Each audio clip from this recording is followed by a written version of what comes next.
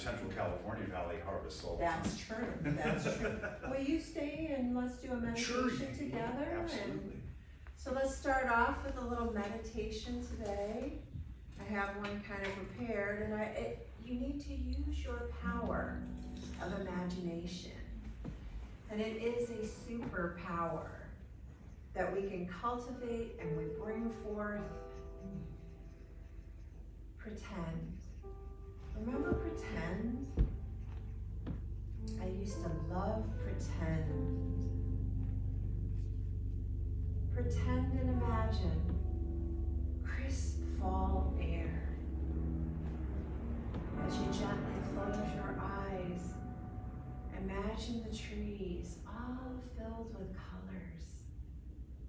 Reds, bright oranges, yellows.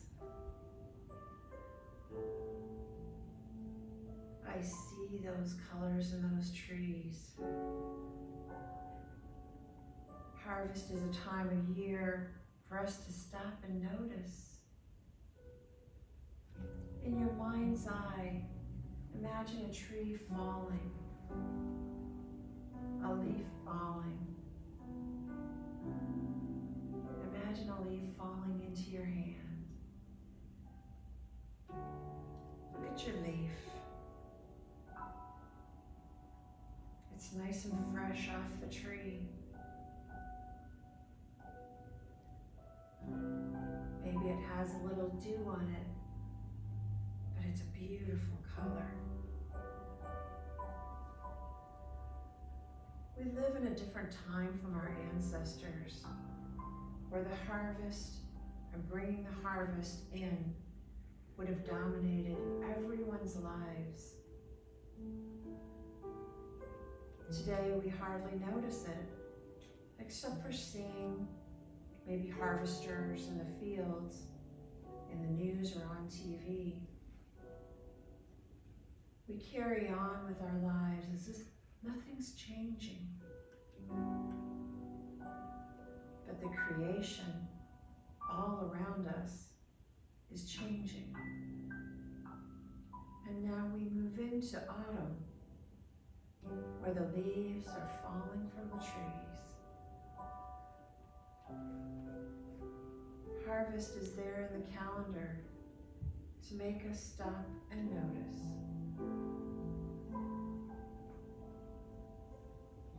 Look at your leaf. What shape is it? Color is it? Can you trace the veins on it? Does it have any unsightly marks, or is it nearly perfect? Now I want you to think back over the last year. How's it been for you this year? What have been the highlights? The best bits? What have been the difficult things? Just like these leaves, all of us have different experiences this year, different challenges. Just like these leaves, each person is unique, and each of us is beautiful. God has written His beauty into creation. Jesus told us that we should look at the flowers in the field. Stop and notice. See how God has made these leaves so beautiful, even though they're going to end up on a bonfire or on the ground beneath our feet. Jesus says if God cares that much to make something as insignificant as a leaf on a tree so beautiful, how much more does God care for you? So Jesus says we shouldn't be rushing around worrying about everything. We need to stop, notice, stay calm.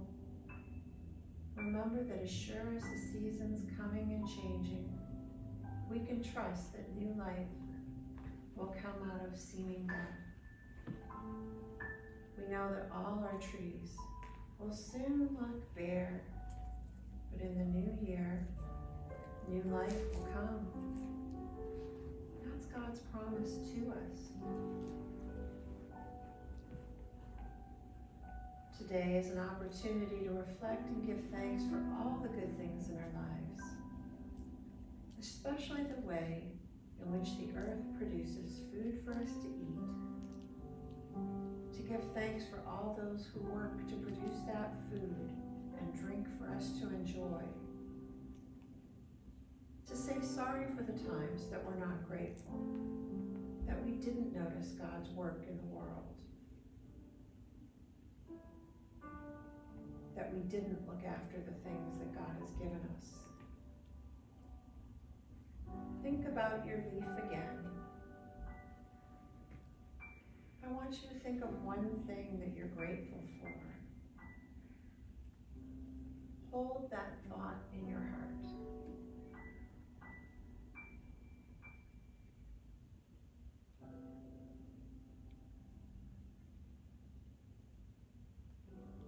In the seasons, we see the trees letting go of their leaves, letting them fall to the ground. Now think of an imaginary bonfire.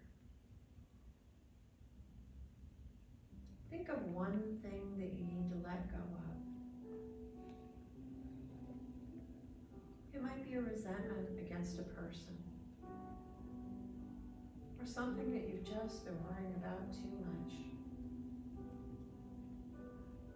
Let's take a moment of quiet again. And as we go into the silence, drop your leaf into the bonfire as a sign of letting go of that thing, giving it to God. As we remember that He knows the number of hairs on our head. He knows all the things that we're worried about.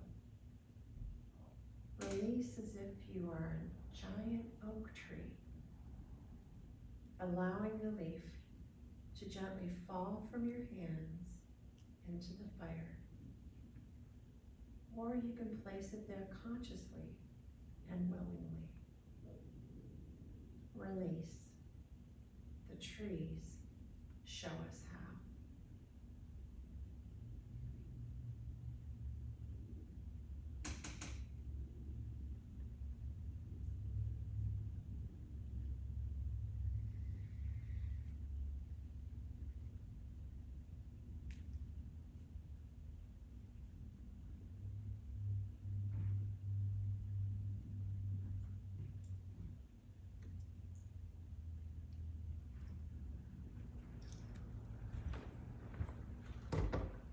We come back to the here and to the now, knowing that we're lighter, knowing that we're ready for this changing season. And so it is. When you feel comfortable, you can open your eyes.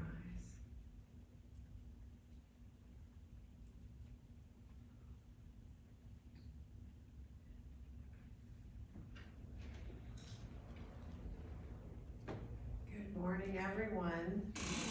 Good morning, good morning. Today my talk is called Harvesting Your Good. And it's such a beautiful day here in California. We are kind of spoiled. And if you don't know that you're spoiled, just ask people who have lived in New York, Connecticut, or Michigan. And there's more places than that, but I grew up in Michigan. And I was an LA girl just waiting to get old enough to leave that beautiful and sometimes freezing state. I was thinking about my Native American ancestors while I was doing this talk, and the ones that followed. In the fall, the natives would reap the harvest of rice and wheat, and they would also hunt for meat for the winter ahead. This is the time of year when both my brother and my dad were just antsy. because they had to get into the trees and go hunt. And it's deer season, just so you know. And if you've never had venison meat, it's yummy. Yeah, it's. It's yummy. I know it's Bambi, but it's yummy Bambi.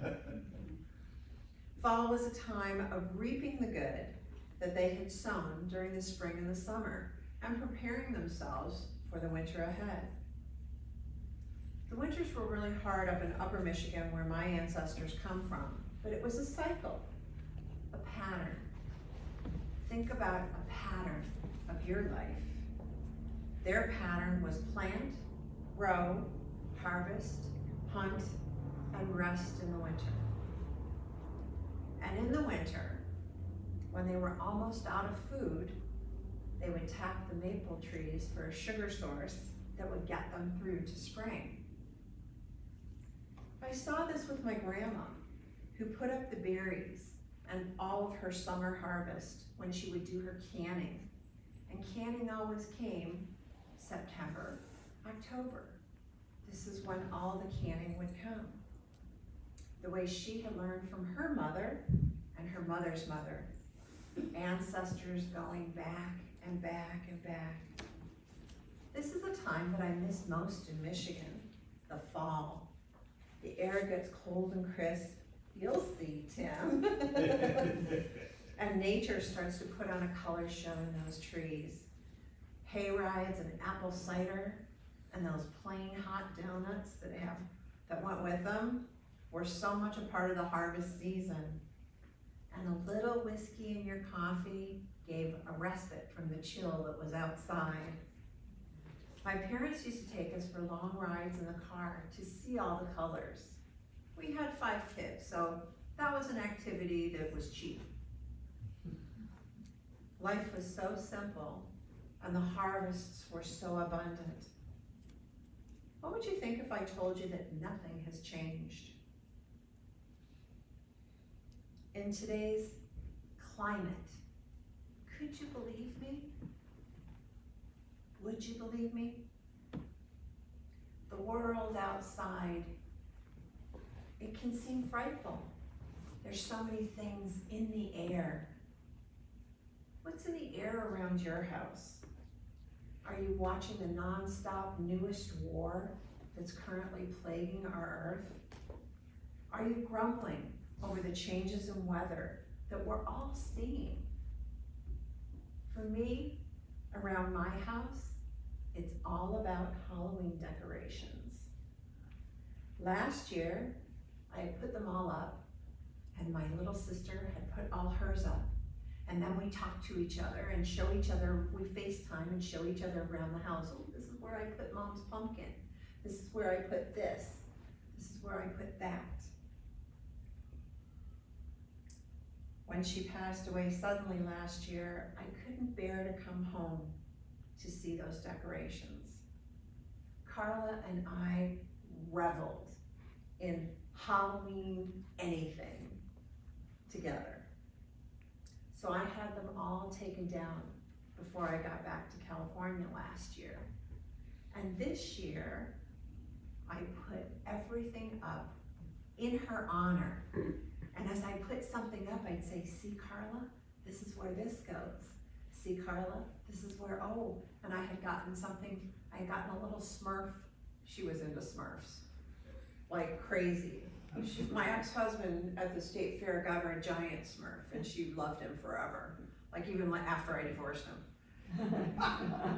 But she got a little Smurf and it's holding a pumpkin.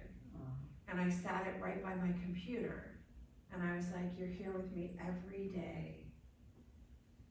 My vintage pumpkins are up, and I harvested my good by putting things up in honor of my little Halloween loving sister, Carla. Do you have cool, crisp air at your house? Because I had all 80+ sleeping scores on my Fitbit this week. And this is what happens for me when you sleep under an open window and the air cools at night. I label it good, and I give meaning to that good. So breathe the air again and quietly say, Thank you, God. You know, we've been enjoying this metaphysical Bible class lately. And the late Dwight D. Eisenhower said that to read the Bible is to take a trip to a fair land where spirit is strengthened and faith is renewed. Let's go there now. Let's begin our lesson today with a Bible verse from Matthew 35:30-38. 35, Jesus went through all the towns and villages, teaching in their synagogues, proclaiming the good news of the kingdom, and healing every disease and sickness. 36, when he saw the crowds, he had compassion on them because they were harassed and helpless, like sheep without a shepherd. 37, then he said to his disciples, the harvest is plentiful, but the workers are few. 38, ask the Lord of the harvest, therefore, to send out workers to his harvest field. Sheep or other animals in the Bible represent our thoughts and our ideas. The revealing word tells us that the metaphysical meaning of sheep is harmless and innocent animals. They represent that nature of life that flows into a man's consciousness from his spirit. It is pure, it is innocent, and it is guileless. Now think for a minute, crowds in the street. Think about where we've seen crowds in the street. They are like sheep without their shepherd. They are innocent and they are guileless. That is how Jesus saw them. That is how Jesus sees us. Our thoughts are like fruits of the harvest. They have an origin. They have a development and they have a maturity date. When harvest comes, let us offer our first fruits to God like we do in our tithing. When I get a check, before I deposit it, I write out my 10% check. Because I give God my first and my best. We give the first and best crops to God. People in the Bible represent what we do in various states of consciousness.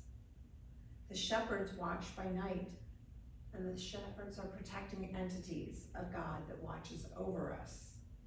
They are the conservators and the protectors.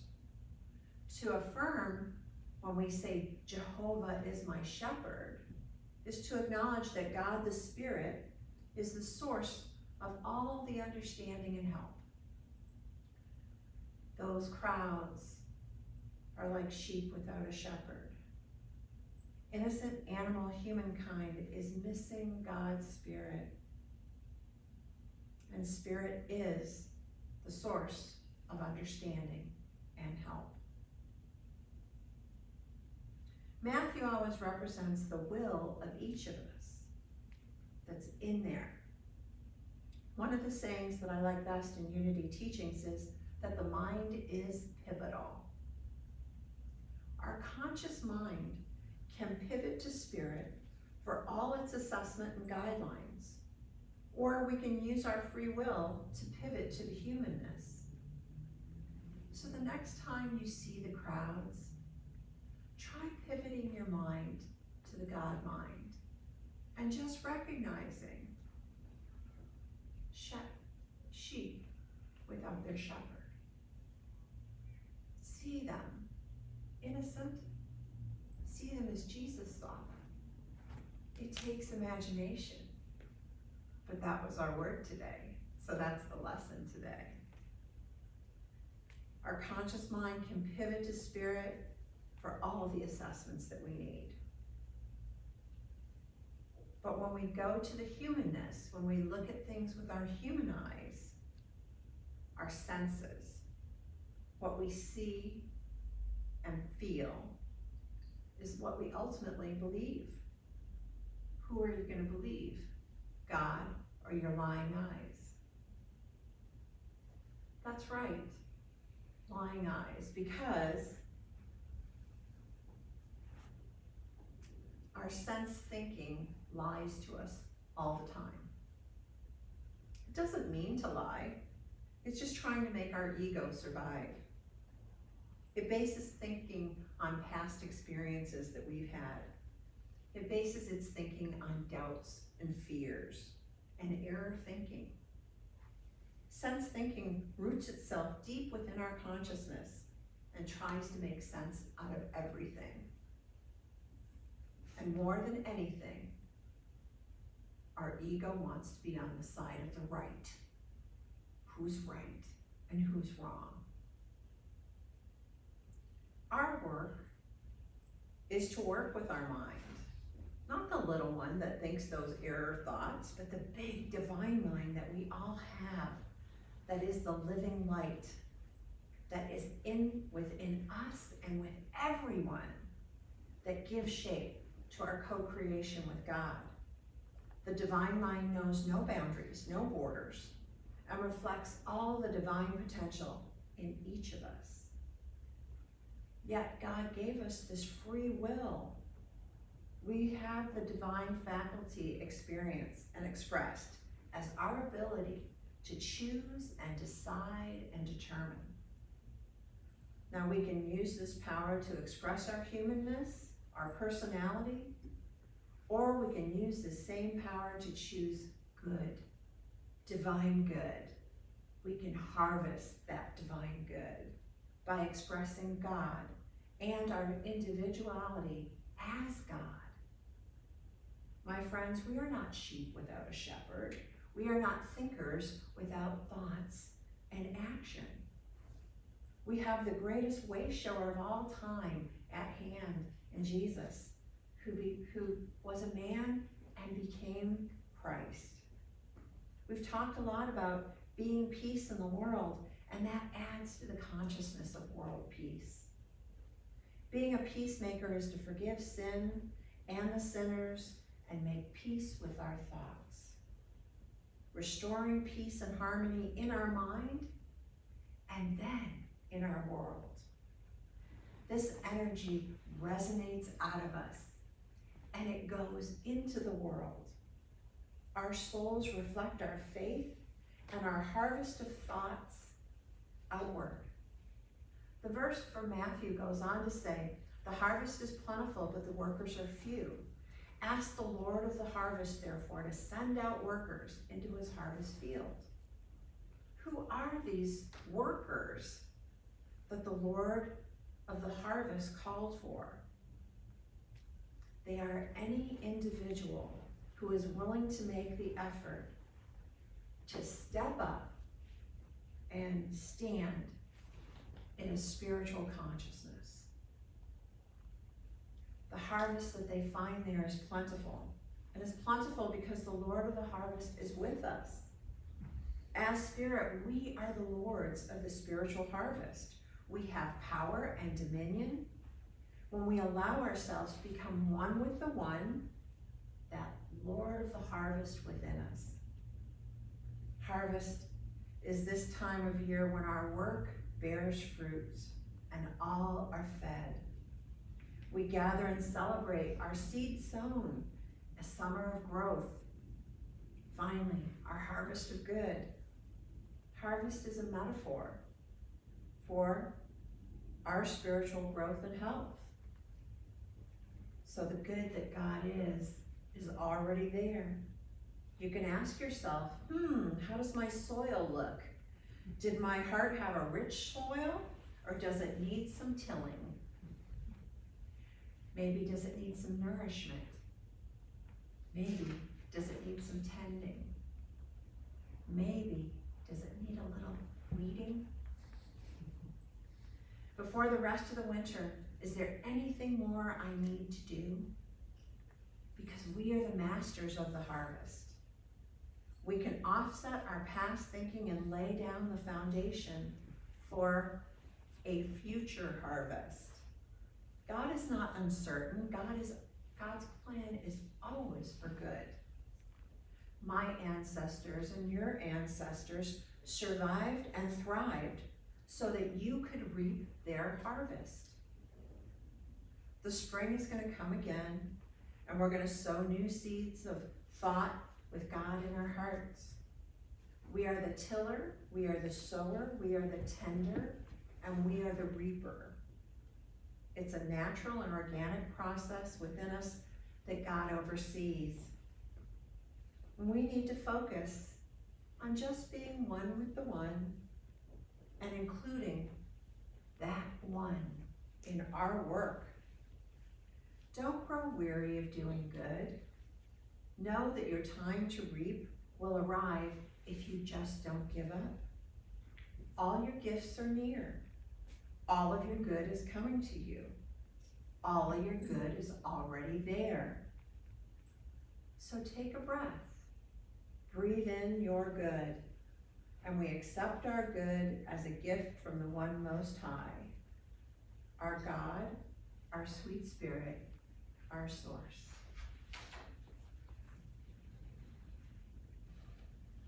Listen to this affirmation and say it quietly to yourself. I apply my powers in the service of peace and goodwill, and I will reap a rich harvest of good. I'm going to say it to you again. Think of this for yourself. I apply my powers in the service of peace and goodwill, and I will reap a rich harvest of good. And now, since it's up here, let's say it all together. I apply my powers in the service of peace and goodwill, and I will reap a rich harvest of good. With a capital G. With a capital G. That's how you know it's divine. My friends, we all can harvest our good and put that good to use in the world. Thank you for letting me speak today. Namaste.